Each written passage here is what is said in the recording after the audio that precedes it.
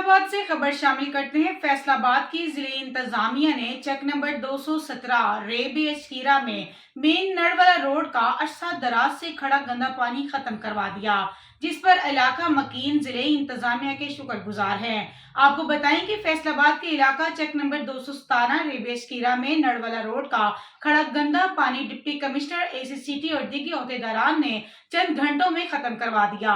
उनका कहना था कि हम जिले इंतजामिया के बेहद मशहूर हैं, जिन्होंने पूरे इलाके में गंदे पानी से निजात दिलाई।